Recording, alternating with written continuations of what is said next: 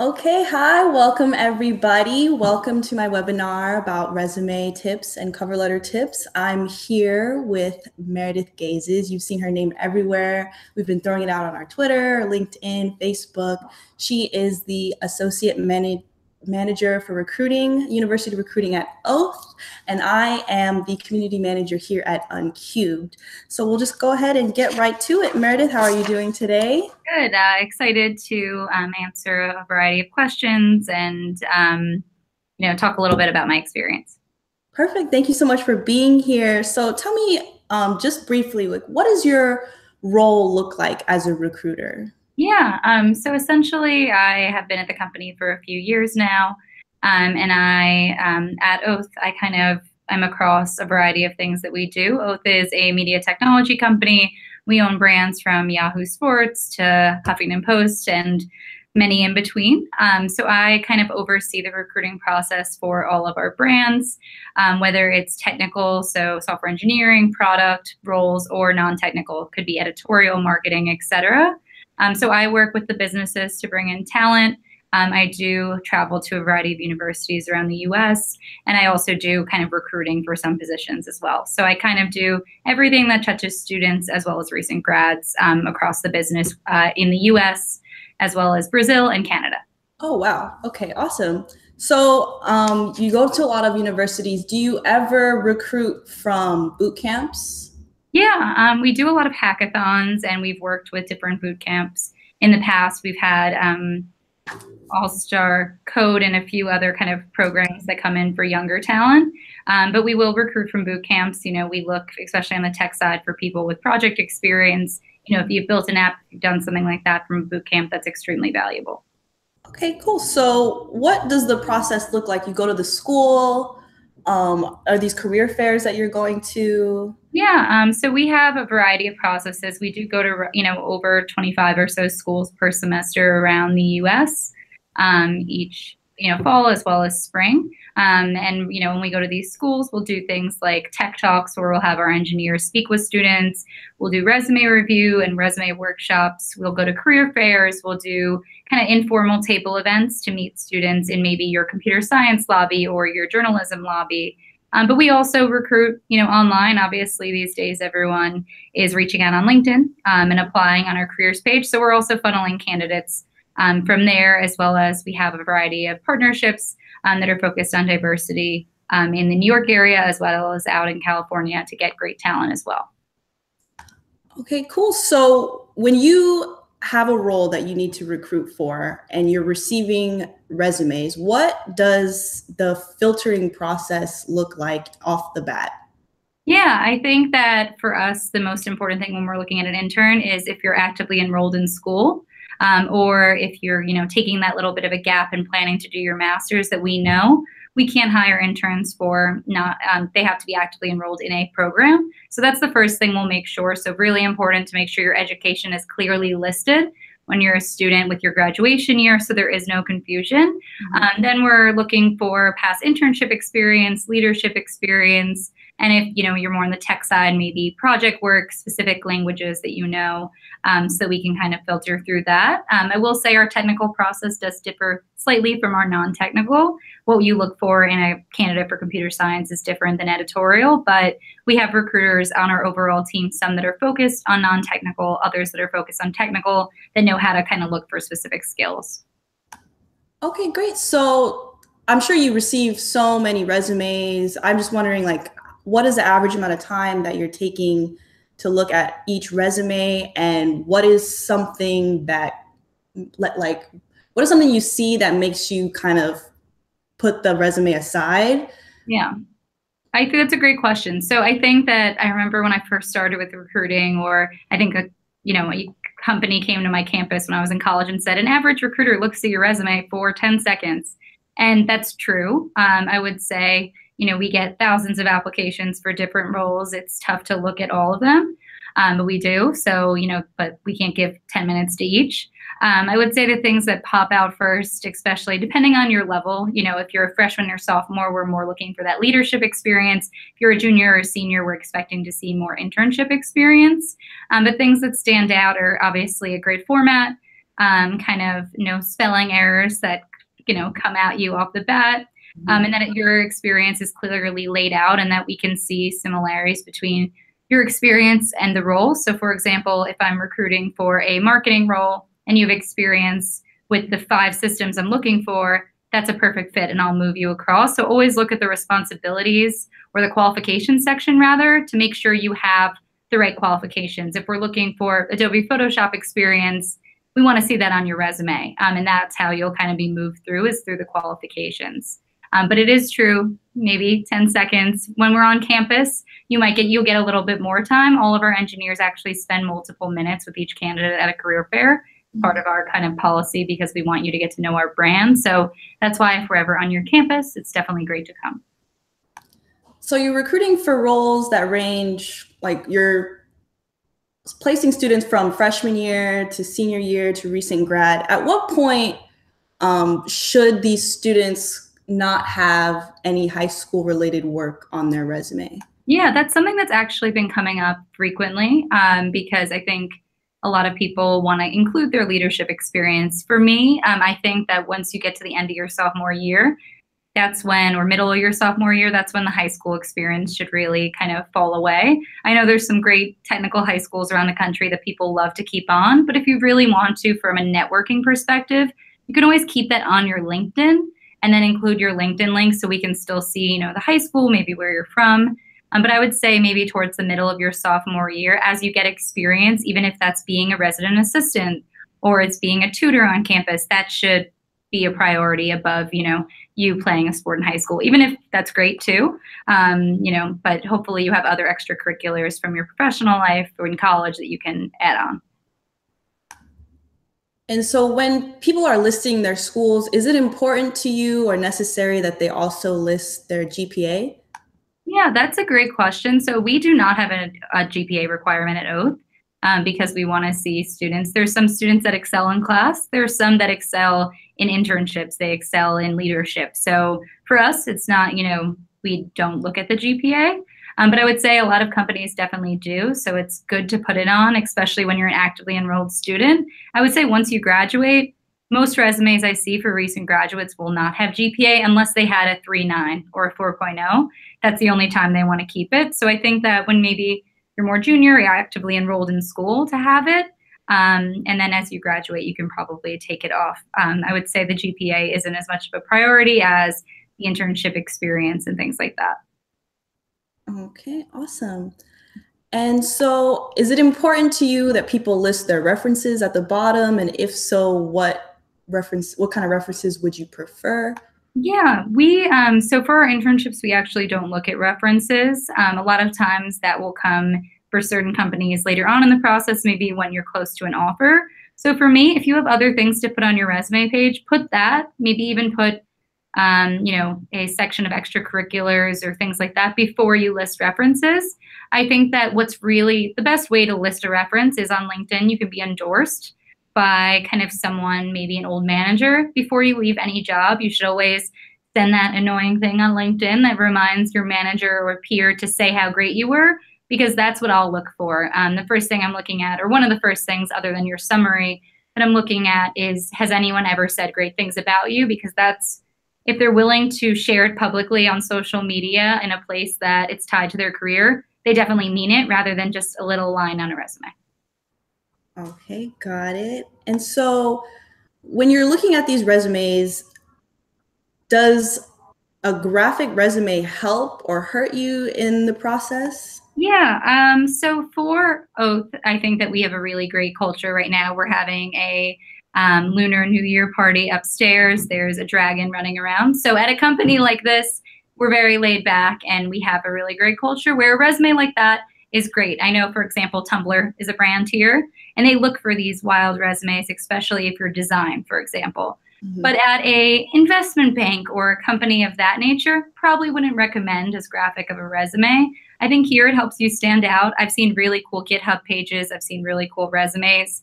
Don't overdo the graphic. Make sure you have the content, but I think a little cool, personal branding logo at the top that you design yourself, or maybe a little bit of color, it won't hurt you. But keep in mind, the company culture, you want it to align. Otherwise, a lot of companies, you'll probably want to stick to a Times New Roman 12 kind of basic template that you might have got in college. So when you're looking at, like, say, 5 stellar resumes for example, for a software engineering role, how do you advance specific candidates over the other if they look very similar? Yeah, I think that that's when you, as a recruiter, spend more time and kind of do your due diligence. So at the top of your resume, something great to have is your GitHub link if you're a software engineer, or your LinkedIn. And that's from when there, I'm going to search and see kind of what projects you've worked on. I'm going to see if you have any apps that you've kind of made in the, iTunes store, or, that are public, how many downloads they have. That's when, as a recruiter, you'll kind of do your due diligence. So that's why you should always make it easy for a recruiter to learn more about you. Obviously, don't link your Twitter if it has some crazy content, unless you're journalism and you're showing your articles and your social media presence.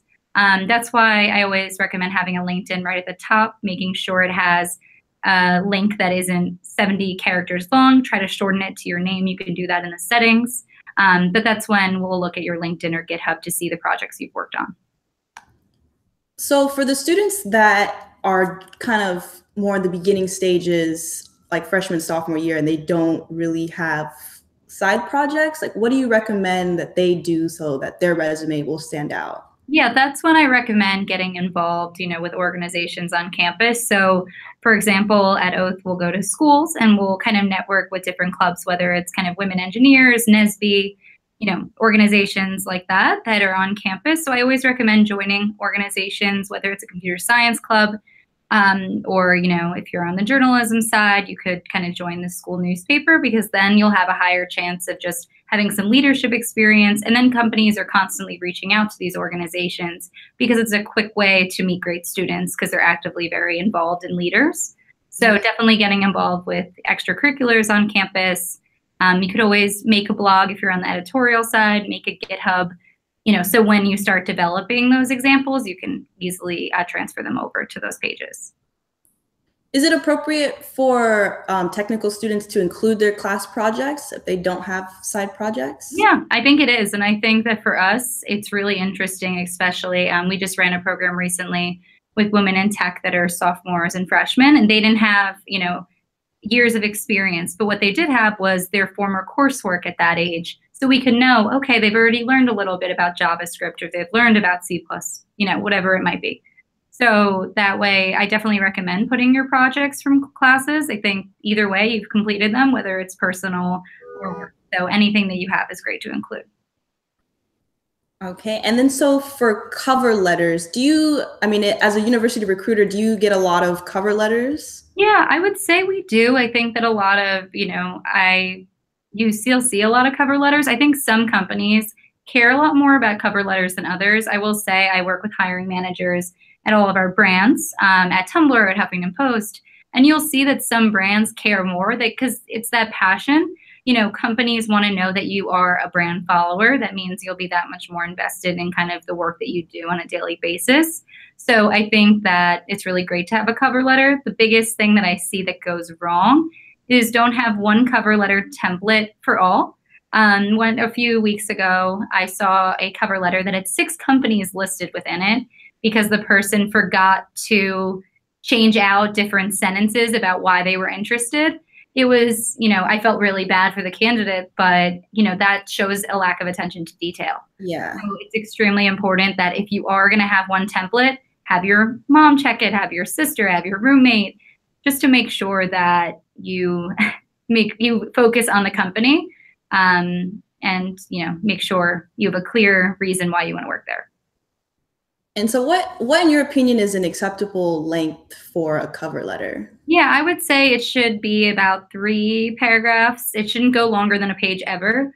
I think that when you're writing a cover letter, always do your research to try to see, don't write to whom it may concern, put the company's address in the top left corner, put who you might think is the recruiter's name. If you get it wrong, it's not the end of the world, but at least it shows you put in that extra effort to kind of do the research. And then your cover letter. And then I think sometimes it's nice, I think I do this, I remember I did this when I was in college, I would actually sign my name or do an e-signature and put it on. It adds a little touch, but I think 1 page is fair. And so for the resume, back to the resume, I know people are putting their LinkedIn's on there, but I know some companies do and or don't want a photo on the resume. Mhm. How do you feel at Oath when you see resumes with photos on them? Yeah, I don't think that the photo, I think that students, maybe at first you don't think you have the experience yet, but if you have the experience, you don't need the photo. Your photo should always be on your LinkedIn. I don't necessarily think it should be on your resume. That's why I always recommend having kind of a LinkedIn link with your name, and then they can, click to learn more. But, it's always great to put more about you than just a picture. So I don't recommend putting your picture from my experience. I don't see that many with pictures. Okay, and I had a next question. Oh, what is something that you wish more people did in regards to their resume and cover letter? Yeah, I think with cover letter, I think just stating really clearly why you want to work here and what your skills are. I think that's important because we have a variety of roles, and as a recruiter, I manage, let's say, 20 roles at a time. Maybe this one that you're really interested in is already closed, but maybe I see your experience that's transferable and I can put you in consideration for another role. So just making sure to clearly state what you're comfortable doing and what you're good at. I think just making sure, this is a really minor thing. When people upload resumes to our site, I always recommend doing it as a PDF. If you do it as a Word document, even if I'm not doing this, technically you can download the resume and edit it. So I always recommend, unless it states to submit as a doc, always submit it as a PDF. That's like a little tip because you don't want your resume floating out there in an editable sense. Yeah, that's very true. Is there anything that you wish people did less on their resumes and cover letters? Yeah, I think I'm trying to think. I guess on the cover letter, making it just a very generic template. There are websites that you can go and look at a template and you can copy and paste it and pretty much do the same verbatim thing that I'm very interested in a job at your company. My experience is as follows. It shows that a lack of effort. So always put in that extra effort. 5 minutes might make that difference of you getting selected to move to the next round. But I think that with resumes, when you're in school, one thing I always recommend is putting your education at the top under your name because that's what recruiters want to know if you're a student or not. Once you graduate, you can move the education in the bottom, but those are a few things that I just recommend. So at what point in like someone's career would you say they should move that section to the bottom? I think that once after their first job, I think, that's when is kind of an appropriate time post-graduation because when you're an intern, the first thing most companies, especially here, we look for is to make sure that you're actively enrolled in a program. So that's why we need to see it. It makes it, easier. It's right in your line of sight. But as you graduate, I think after your first job is when you move it down because some companies have kind of entry-level programs, especially ours. We have kind of an emerging talent program for tech where you have to have graduated within the last year, let's say. So I want to make sure you meet that qualification before I keep reading forward. So if somebody doesn't really have time to join clubs on campus, like if they have to work off campus or something, does that kind of hurt their resume in any sense? Or how do you look at those types of resumes? Yeah, I think that when I was in college, I didn't really have internships till my junior year. I worked. And I think that that's really great too. I think just if you have experience, let's say worked as a hostess or a waitress, just making sure writing your experience to kind of match a job. So for example, you're applying to a marketing internship, you worked as a waitress for a few summers or a waiter, just talking about maybe you helped edit the menus, maybe you were consumer facing, which you obviously were as a waitress, just thinking about how to kind of tailor your experience to fit an internship. We've hired people that don't have big internships before. Maybe they worked at their student call center or they, did something like that. That's also when you should really express yourself in your cover letter, do the extra work. And this goes for anyone, not just people who didn't have internships before. But do networking with your school, go to your career services center, send messages on LinkedIn, put in that extra way to be able to pitch yourself to people. I think people don't realize the how valuable an alumni connection can be and how much that can help. So that's one thing I always recommend to kind of help you get your foot in the door. We just had a question from one of our community members who asks if the education section should still live at the bottom, even if the job application specifies that you're looking for like computer science majors. Yeah, I think that if are they postgraduate? If they are, that's just a preference, and that's what I've seen. I've talked to a lot of recruiters about it. Just making sure it says, major computer science. I think that that's great. As long as it says it somewhere, it's fine. It's really just important to make sure education's at the top when you're an intern. But as long as it says computer science, you'll be fine, whether it's at top or bottom. Okay, awesome. And so I had a question. Sorry. Let me No problem.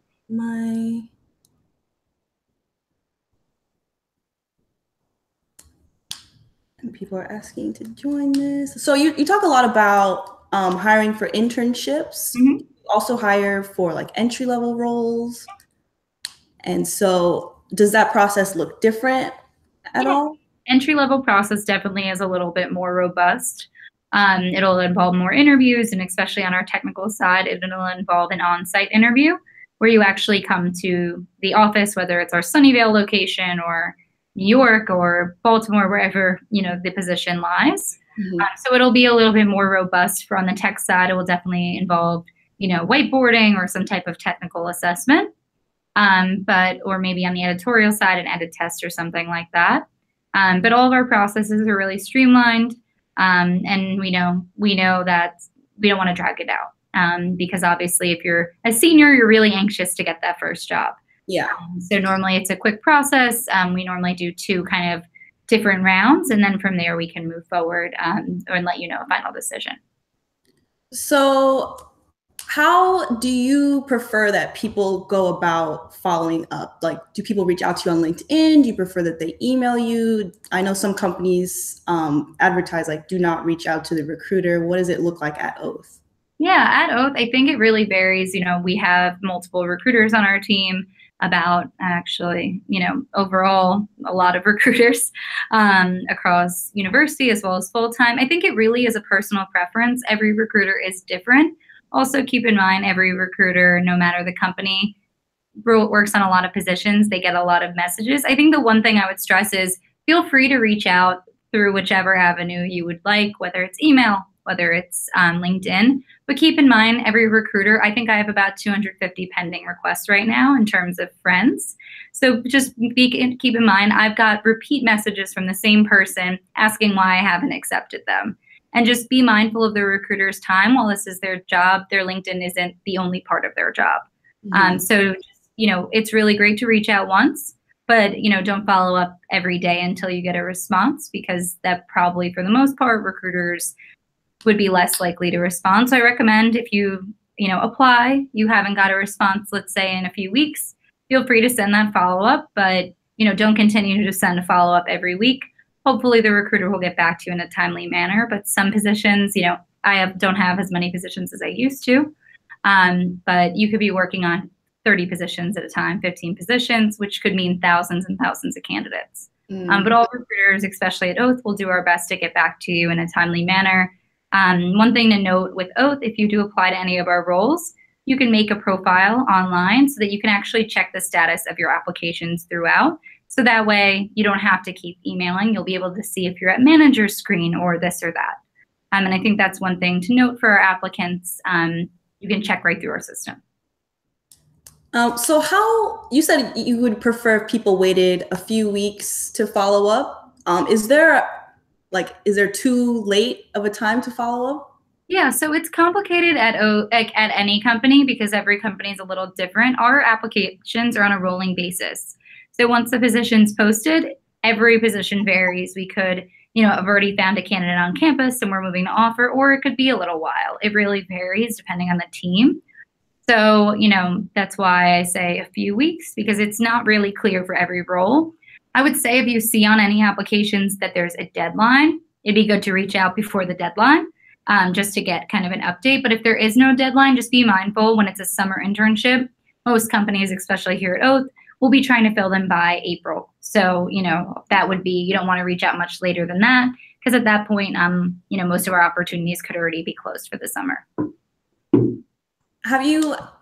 Is there any time where you look at a resume and the person is slightly underqualified, but something kind of boosts them up to the next round? Like what are those things that could potentially boost you to the advancing stages? Yeah, I think that for me, that's when I really look at the kind of resume and cover letter. Whether I think on the tech side, it's building an app, saying you have this many downloads, and then me being able to see it. I had a student who didn't have this amazing resume, but came up to me at a career fair and showed me his app, and it was awesome. And from there, we wanted him. So I think that that's when it's really important to show side hustles or projects, as well as we had a candidate who maybe didn't have the resume that was exactly aligned with the role, but they wrote probably the most unbelievable cover letter I ever saw. It was kind of templated, the template was something that the kid designed. It was a design position.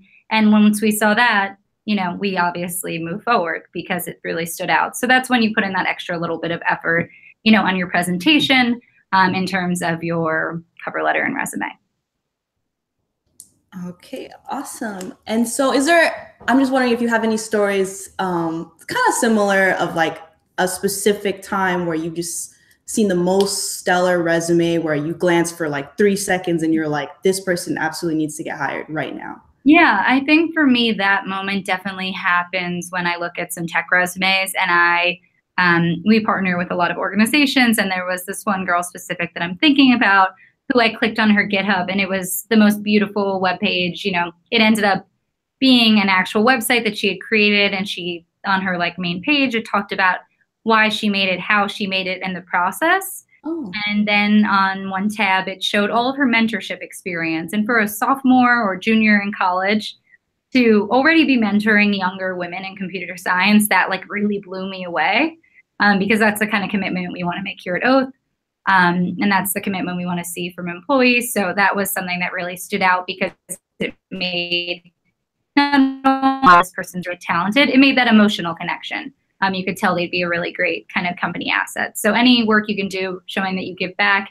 Here at Oath, we get 2 company or 3, actually, I don't know, days off in addition to our vacation days to volunteer and do mentoring and things like that per year. So those are things as our company we like to see on the side. When somebody follows up, has there ever been a time where you can clearly see that this person's done research on you as the recruiter? Oh yeah, I feel like people know way too much about me. It's kind of funny. You'll see that people will, I've got reach outs from people that were in my same sorority in college, and they know my chapter's name, and it's things like that that are very specific. Mm-hmm. They know what high school I went to, even if I don't even think it's on my LinkedIn. I went to a high school that is named after John Glenn. So they talked about astronauts in the email to me. It was a little excessive, but I think that it is flattering, and, it shows that they're putting in the effort when they state something. Things that I do like to see rather than knowing where I grew up is someone saying, I see you've been here for X amount of years and you've had 3 different positions. I'd love to talk with you about how Oath as a company has been able to grow your career. I got a message like that, and I was like, wow, this person took a look, understood that Oath's a company that will do that for you, and, kind of put that in a message. And I thought that was a really great outreach. Oh, that's pretty sweet that people do research. Yeah. I think that's awesome. Secret agent style these days.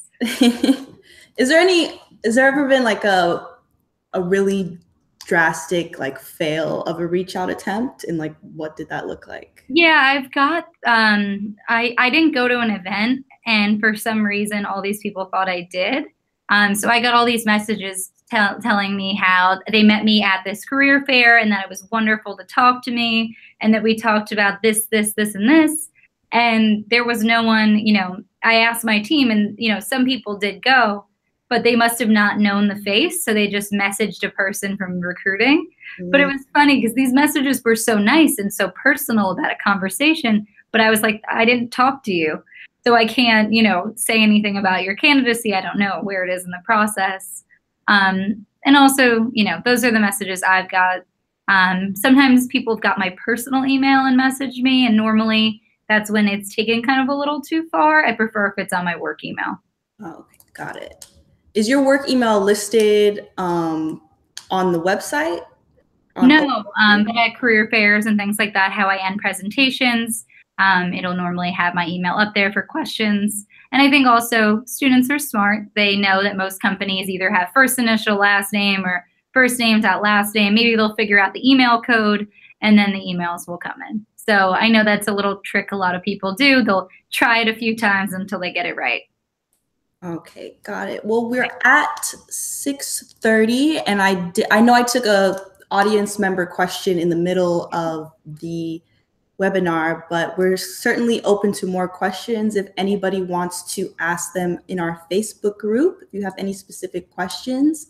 I'm also wondering, I had a friend recently she uploaded her resume to a software online that was like, is your resume ATS friendly? Okay.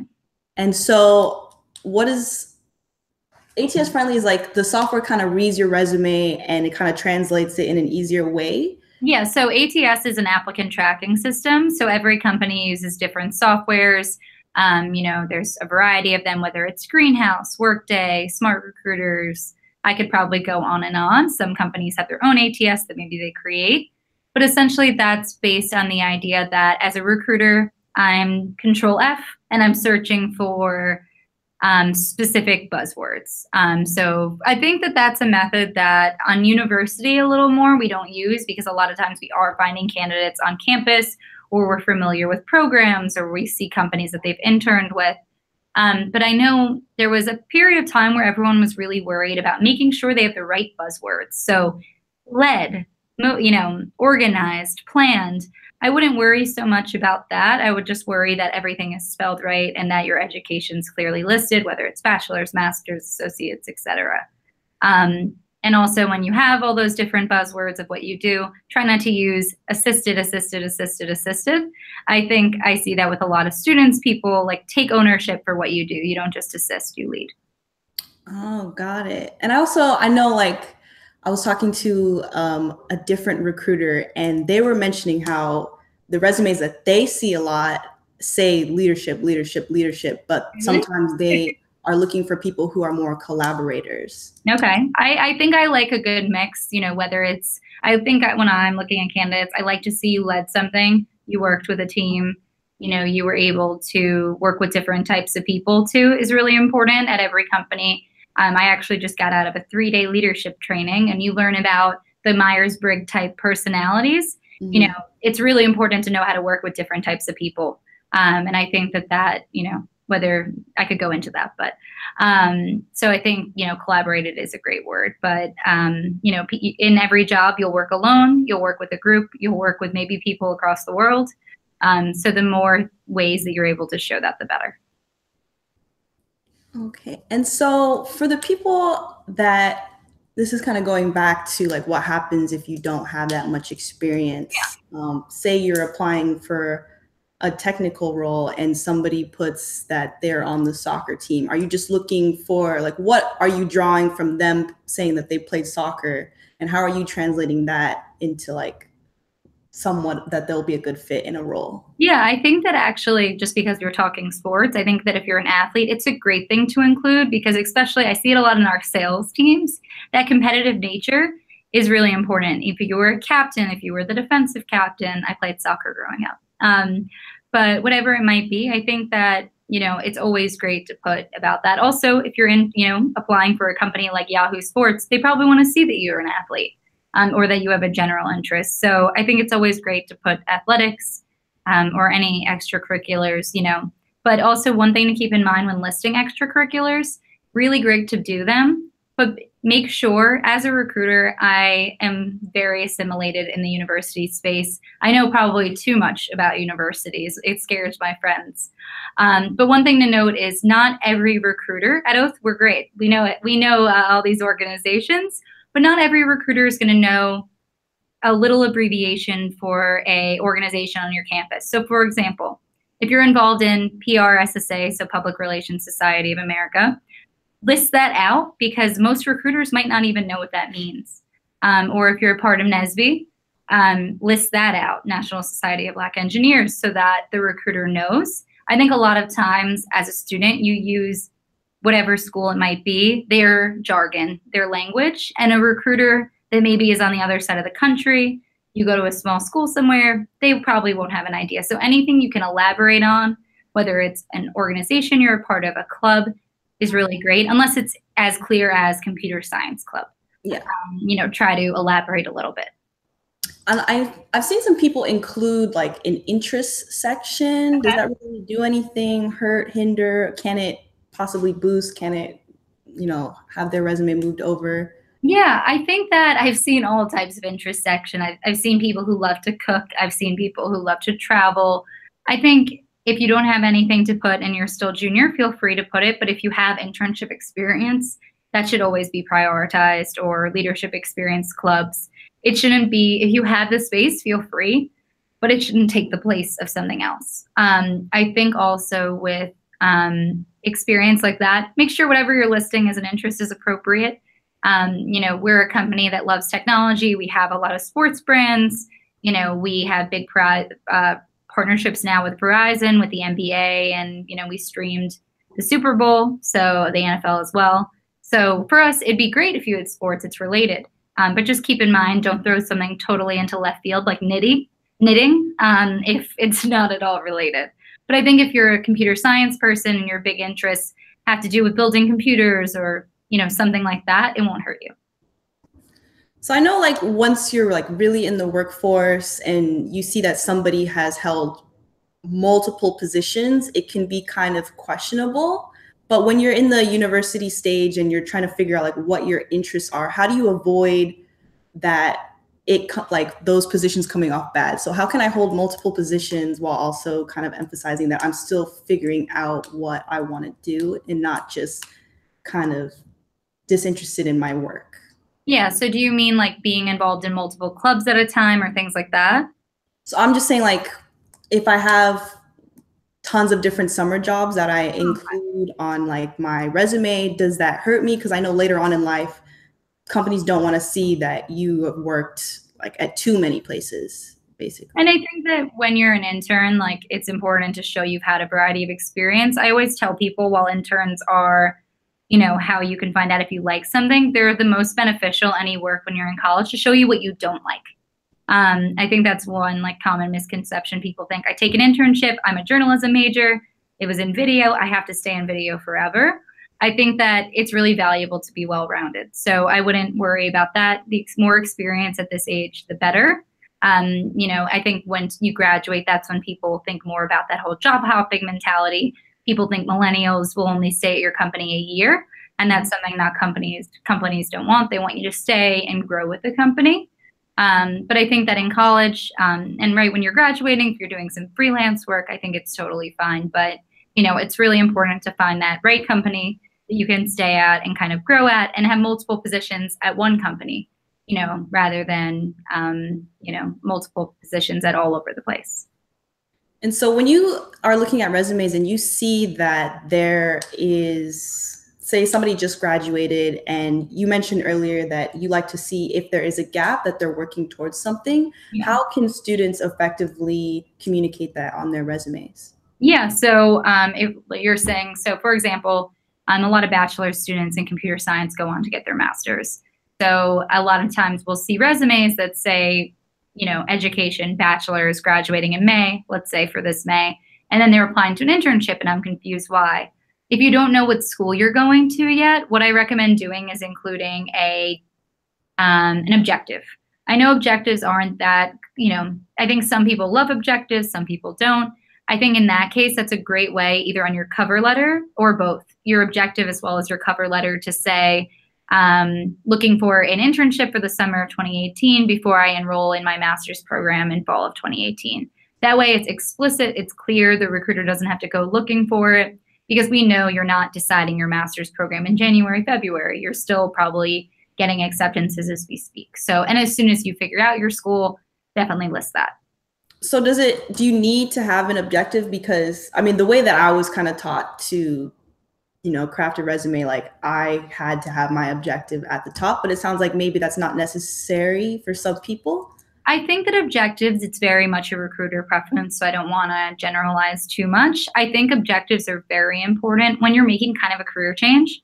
For example, I actually was in editorial. I was a journalism major. I wanted to be an anchor or something like that. I did video production. When I decided I wanted to move to recruiting, I had an objective that was very clear, stating that, I wanted to move into recruiting in university because that was my comfort zone. And at the time, there was an open position at AOL, and that's how I got here. And I talked about how I wanted to do media recruiting and then I wanted to work at HuffPost. So, that worked for me. I think when you're making a career jump, an objective is important. I think if you want a summer internship or something, an objective works. Just one thing, if you're going to do an objective, like I said with the cover letter earlier, put the right company. I've seen looking for a summer internship at something that's not Oath. And that will automatically put your pile in the decline. So just if you're going to do an objective, either make it specific and make sure you know the right company, or general enough that that won't happen to you. I've also seen on resumes, sometimes people, I know you said references aren't necessary, but for some jobs, like I've seen people list references upon request.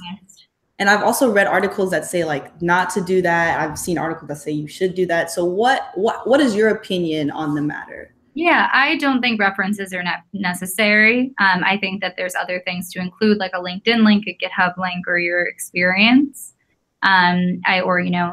volunteer work, things like that. I think are more a priority than references. Mm-hmm. That's when people can refer you on LinkedIn. I just don't think it's the best use of your space. As a recruiter, if I want to move to offer at Oath for interns, we don't require references, but I'll just ask the candidate for them. But always have those prepared in case. Definitely think through who your references would be, because as a recruiter, when I email you for that, I don't expect to wait for 3 days to get it back. So maybe have a sheet ready. Think through the people that are your references before you list someone as a reference. Tell them.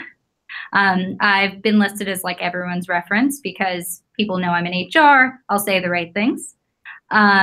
Make sure that you let the person you're having as a reference know so that if they get a call, they're not very confused.